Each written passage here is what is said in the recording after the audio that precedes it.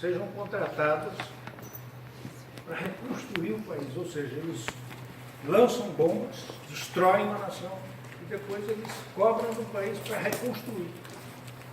Levam para lá as empresas empreiteiras norte-americanas que estão reconstruindo o país às custas do povo iraquiano. Aqui eles não precisaram fazer uma guerra. Aqui eles compraram o Fernando Henrique, compraram o Serra, compraram o Temer, porque é mais fácil. Não precisa destruir. Então eles se apossaram da maior jazida de petróleo que foi descoberta nos últimos anos, nos últimos 30, 40 anos. O que leva a gente a pensar. E eu estou dizendo aqui para vocês, vocês começaram a resistência muito mais rapidamente do que nós. Quando ocorreu o golpe de 64, o movimento estudantil, que foi quem primeiro se lançou na resistência, junto com o movimento cultural, que isso é importante, né? A primeira expressão da resistência à ditadura, de 64, veio do teatro. Numa época em que o teatro era muito importante na formação da opinião no Brasil. Duas peças de teatro marcaram aquele primeiro momento. A primeira delas chamou Opinião. E a segunda, nem podia ser diferente, chamou-se Liberdade, Liberdade. Escrita, uma colagem de textos, foi produzida, escrita pelo Flávio Rangel e pelo Milor Fernandes. E foi encenada. É uma coisa extremamente simples, dá para fazer assim, em colégio secundário. Eu digo isso porque eu fiz, eu era um molecote, eu tinha 16 anos. O Paulo Otran, a Tereza Raquel, que foram os atores principais dessa montagem, né, de Liberdade, Liberdade, e isso percorreu o país, com eles ou sem eles. Os estudantes pegaram e foram, se apropriaram daquilo. É o momento melhor da arte. É quando a sociedade se apropria e faz da expressão estética aquilo que é essencial para a sua vida. É isso que nos salva. Né? Então, e só 2 anos depois é que o movimento estudantil propriamente, né, a UNE, que foi incendiada, a sede foi incendiada lá no Rio de Janeiro, em abril de 64, logo no dia que seguiu ao golpe, só em 66, quando a UNE tentou fazer um congresso clandestino lá em Belo Horizonte, no número 900 da Rua do Ouro, num convento de frades dominicanos, é que começou a resistência estudantil ao golpe. E o movimento operário, que foi quebrado. Só para vocês terem uma ideia, entre 1º de abril de 64 e 31 de dezembro de 64, ocorreram 500 intervenções em sindicatos de trabalhadores. O golpe disse a que veio. Destruiu as organizações sindicais que, na verdade, estavam nascendo. Naquela época, o CGT, o Comando Geral dos Trabalhadores, que era uma espécie de Putin da época, né, tinha 6 meses de vida. Porque nesse país aqui, a elite não permite que a classe trabalhadora se organize. Então, quando Vargas, a partir do Estado, organiza a estrutura sindical fascista, copiada dos modelos europeus, particularmente o modelo italiano, ele estabelece uma divisão e a organização sindical, tutelada pelo Estado, ela está circunscrita aos trabalhadores urbanos. Era proibido camponês ter sindicato. Não podia ter isso, porque camponês no Brasil é uma espécie de descendente social dos escravos. Então, o que era feito?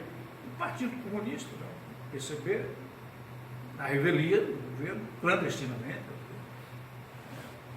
organizava. Nós temos um personagem magnífico, né, dessa história de organização dos camponês no Brasil, que chama Gregório Bezerra. Esteve aqui nessa universidade quando voltou do exílio. O Gregório foi um grande organizador de sindicatos de trabalhadores rurais. Mas eram todos ilegais, não eram reconhecidos pelo Ministério do Trabalho. E uma outra vertente, independente do partidão, do PCB, era a organização das ligas camponesas, que surgem no comecinho da década de 50 e vão ganhando força ao longo da década. E é uma coisa muito interessante, assim, para quem se tem atenção ou se interessa pela história da organização dos trabalhadores no Brasil, que as ligas, elas nasceram lá no Engenho Galileia, em Pernambuco. Era uma liga, era uma organização para enterrar os mortos. A situação de pobreza era tamanha que a família do morto não tinha recursos para sepultar. Então eles faziam um sistema de cotas para comprar um féretro, um caixão, que levava o morto, envolvia ele numa rede, botava na sepultura e pegava o caixão de volta, porque era caro.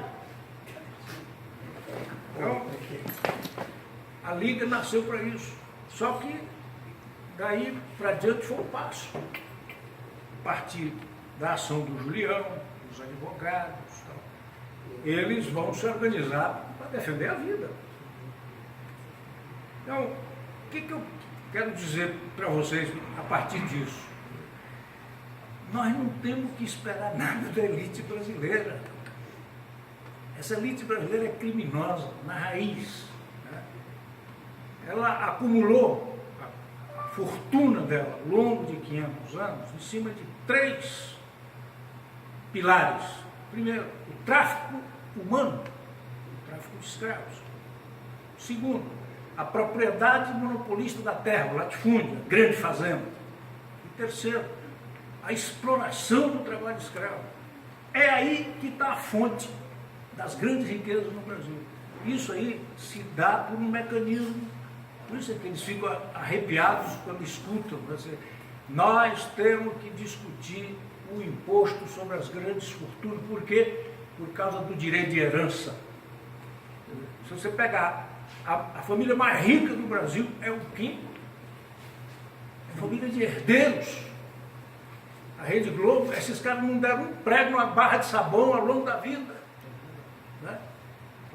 É tudo herança. Certo? Se você for olhar as grandes famílias que dirigem os órgãos, os meios de comunicação no Brasil, todas elas são semelhantes, são muito semelhantes. Né? É o filho do João Saad, é o filho dos Sirotes, que lá no sul, os herdeiros do Assis Chateaubriand. Tem alguma coisa ocorrendo aqui, não desejável. Eu vou pedir licença para vocês.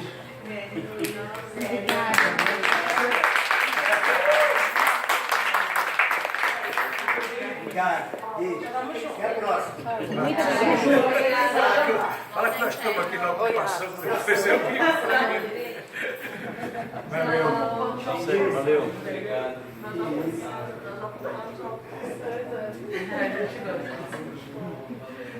Então, a gente não pode esperar nada diferente dessa elite econômica e política que ficou assustada porque houve uma sequência de governos eleitos diretamente pela população que arranhou essa visão de mundo deles, que é de subordinação. Essa elite, ela se coloca como uma tutora da nação. Democracia é uma democracia que tem que ser tutelada porque o povo brasileiro não... Essa é a ideia da elite, o povo brasileiro não presta, o povo brasileiro é preguiçoso, o povo brasileiro é preto, o povo brasileiro é preguiçoso e por aí vai. Então, quando eles experimentam, devido às pressões internacionais, foi o que ocorreu logo que terminou a Segunda Guerra. Houve processos eleitorais. Quando o povo intervém, o poder muda de mão. Então, quer dizer, o Vargas chega em 30 como à frente de uma revolução que rompe com a estrutura do Estado. Ele vai realizar um governo que, na verdade, é um governo ditatorial. Ele assume em 30, mas o Brasil era um país muito vivo naquela época. Em 32, os que foram depostos do poder se rebelaram e produziram uma tentativa de restauração, que é aquilo que a gente aprende na escola com o nome de Revolução de 32, que não tem nada a ver com a Revolução, é uma restauração. Aquilo era coisa ideologicamente organizada pelo Estado de São Paulo, o jornal do Estado de São Paulo, Emília Mesquita e tal. Então teve um levante em 32, depois ele cobrando uma Constituição. Vargas era um cara muito hábil, ele produz uma Constituição avançada. Primeira vez que a mulher pôde votar, foi pela primeira vez que teve uma mulher eleita, foi a Constituição de 34. Em 35 tem um levante pela esquerda, pelos comunistas, uma coisa completamente equivocada, porque foi uma quartelada, que os comunistas, pela tradição do Partido Comunista, que nasce sob o signo dos movimentos anarquistas, nos anos 20, esse movimento, ele se alia, depois de 26, da Coluna, chama o Prestes, que é uma grande figura, é uma figura quase mítica naqueles anos, Prestes da Coluna. O Prestes vai para o Partido Comunista, mas ainda é visto com muita desconfiança, e ele traz consigo a cultura dos quartéis e os vínculos objetivos com os tenentes. Então eles imaginavam que podiam tomar o poder a partir de uma rebelião de quartéis. E foi um fracasso, aquele negócio que a gente vê agora no filme Olga explica, revela muito bem, acho que é um bom registro daquilo. Então, quando termina a Segunda Guerra, há uma pressão pela democratização, o povo entra em cena. Então, Vargas, ele volta com outro programa, um programa nacionalista e democrático. E o Partido Comunista não entendeu aquilo. É tanto que se colocou contra o Vargas pelo passado, mas não percebeu que ele estava numa nova etapa. Ocorre o suicídio do Vargas, que é produzido, a gente chama suicídio de figura de linguagem, mas na verdade um homem que tinha uma noção de honra, como o Vargas tinha, ele foi levado a uma circunstância que não tinha outra saída, ele próprio exprime isso na Carta Testamento. A gente pode gostar ou desgostar do Vargas, ou gostar de uma parte e desgostar de outra, no meu caso. Na primeira etapa do Vargas, o Filito Miller, que era o chefe de polícia dele, comandou uma equipe que tirou com gilete a sola dos pés do Marighella. Eu não posso gostar do regime desse, não é possível uma coisa. Agora, esses homens que dirigiram o governo naquele período, eles, particularmente o Getúlio, eles se afastam dos fascistas, se aproximam de uma perspectiva nacionalista, e foi levado pela reação, particularmente o Lacerda, foi levado ao suicídio. Os caras não derrubam o Getúlio, mas não ganham. É aquilo que ele diz na Carta do Testamento também. Aos que pensaram que me derrotaram, respondam com a minha vitória. Então ele ganha a parada e adia a tentativa de golpe, a vitória do golpe para mais de 10 anos, porque a massa foi para a rua e o Globo foi empastelado, foi demolido praticamente. Mas não foi só o Globo, os jornais comunistas também, porque os comunistas estavam contra o Getúlio, a massa não quis saber. Então, ocorre a eleição do Juscelino, eles tentam impedir a posse do Juscelino, mas por meio de um golpe, mas há um contragolpe que foi conduzido pelo ministro da Guerra, o general Lott. O exército disse assim, não, ele ganhou as eleições, ele vai governar. E aí o Juscelino faz o governo de 55 a 60. Quando ocorre a sucessão do Juscelino, de novo, quer dizer, o povo se pronuncia e elege o Jânio, que é uma catástrofe. Quer dizer, ou seja, a democracia é isso.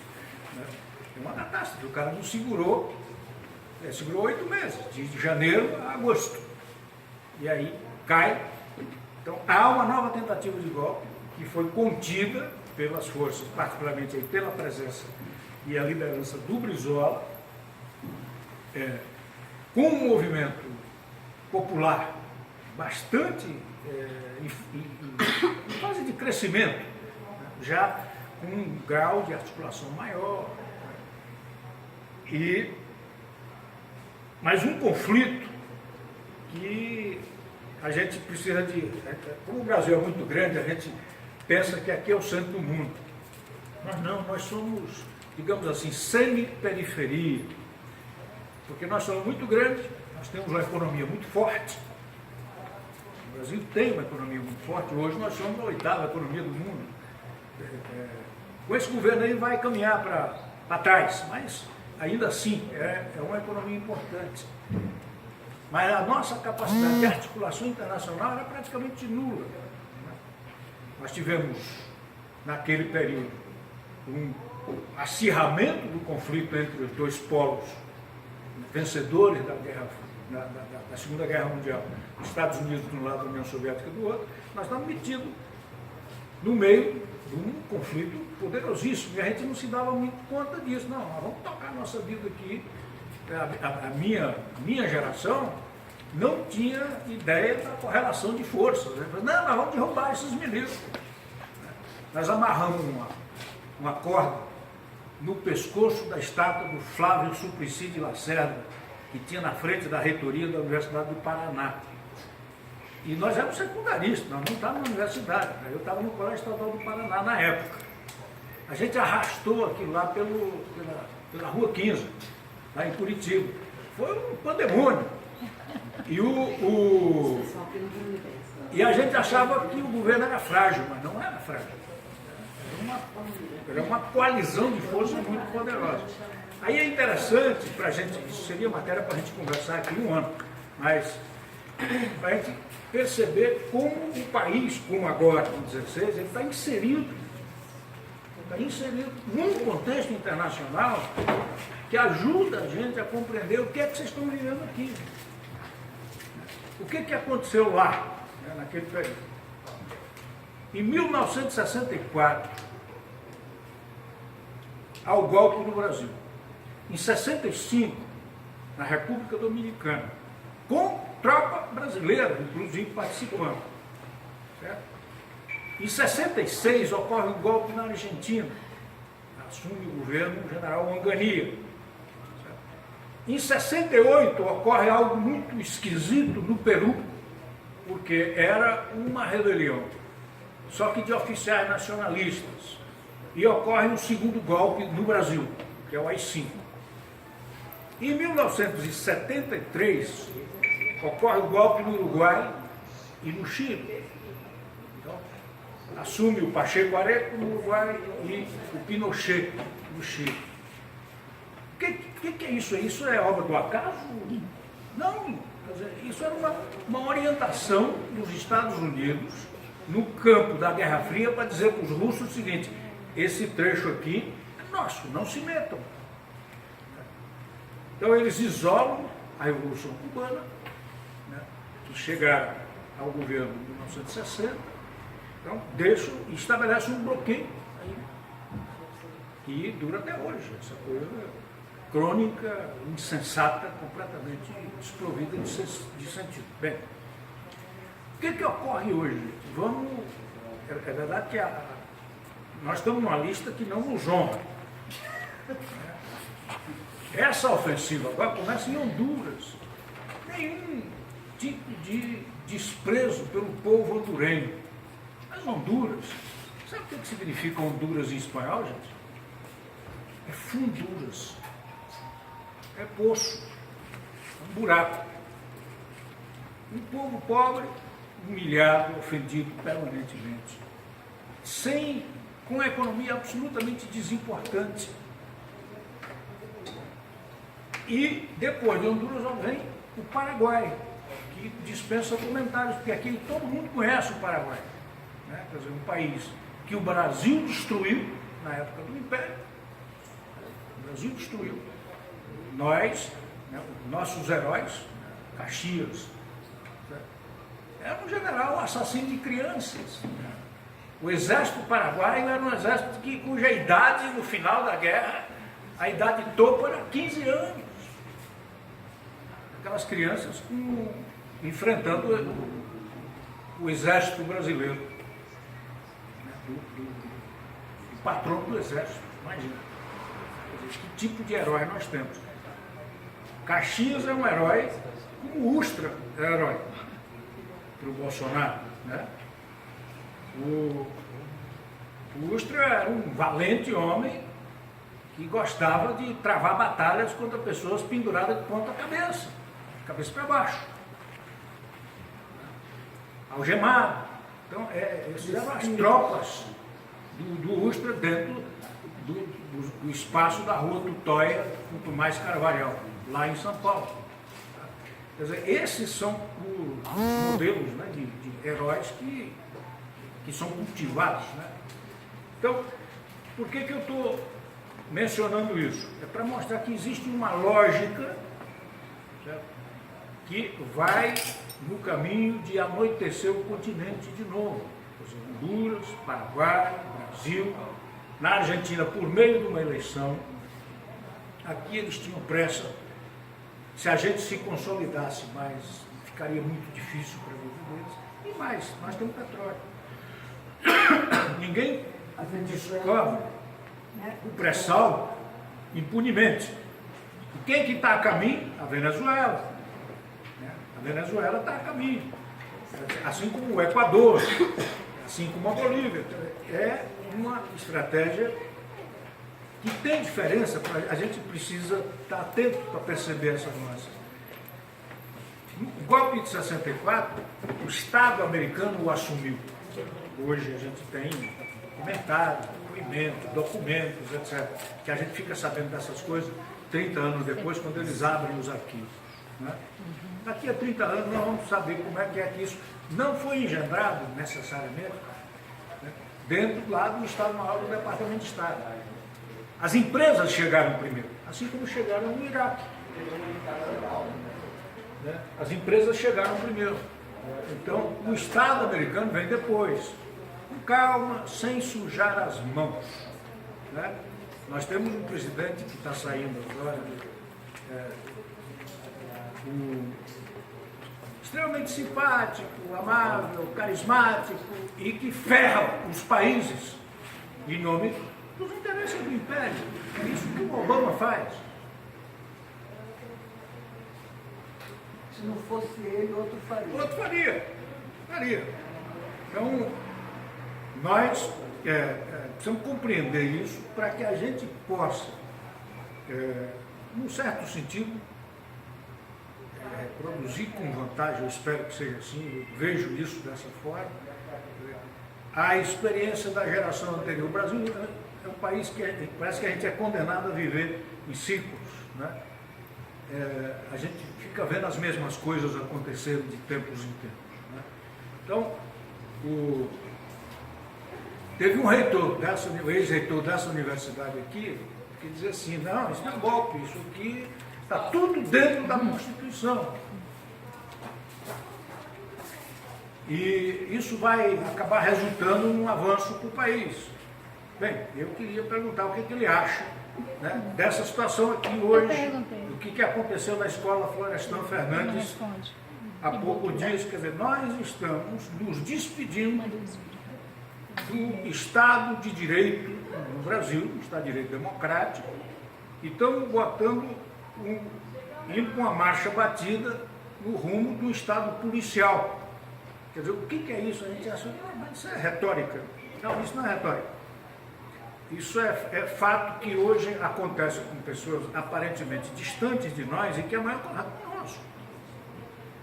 Com um aspecto novo, que não ocorreu em 64. A direita foi para a rua em 64 para ocupar um espaço vazio, mas sem organizações próprias de direita. A direita que foi para a rua em 64 foi comandada pela Igreja Católica, pelos meios de comunicação, pelas algumas organizações. Pela CIA, escondida que a CIA atrás atrás, isso, do IDEP, do Instituto IDP, o IDP também dos parlamentares, né? Então, eles organizaram e financiaram campanhas de deputados e depois tinham esses deputados nas mãos, né? Como o Cunha tem, né, com os atuais deputados, enfim, quer dizer, essa história vocês conhecem. Então, eu penso que nós estamos caminhando nessa direção. Acho que a reação da sociedade está vindo rapidamente, mas ainda de maneira dispersa. É natural que seja assim, né? Nós não temos que ficar imaginando que nós vamos constituir de imediato um Estado-Maior para coordenar nossas ações. Os setores populares, eles têm um processo de amadurecimento diferente.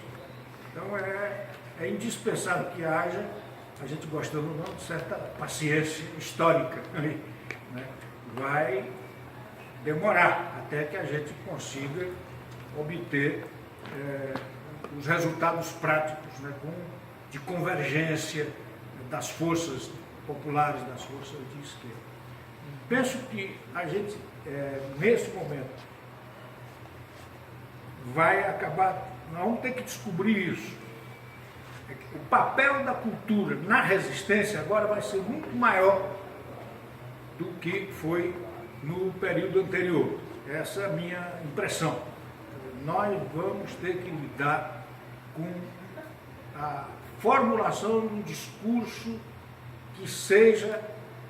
que recupere a dignidade da política, né? Porque fora dela não temos solução. A minha geração foi para a luta armada e a partir de 68, em 1971, eu fazia reunião com 4 companheiros, todos 4 armados, dentro de uma Kombi andando, porque a gente não tinha apoio da sociedade, não tinha sindicato, não tinha associação, nós estávamos completamente isolados. Imaginamos que poderíamos derrubar o regime militar. Isso aconteceu com a guerrilha urbana, como aconteceu com Xambioá, a guerrilha rural, que a guerrilha de Xambioá, ela passa a existir politicamente na vida do país quando ela foi derrotada. É o Geisel que anuncia, assim, ó, tinha uma guerrilha e nós derrotamos a guerrilha, porque ela não conseguiu sair do cerco. Quando é que, de fato, né, a ditadura começa a ser derrotada? É quando o movimento operário emerge. Ou seja, a gente tem que prestar atenção nisso. Em vez da gente apostar nas saídas voluntaristas, né, nós vamos precisar desse tempo para reconstrução e ressignificação das nossas organizações populares.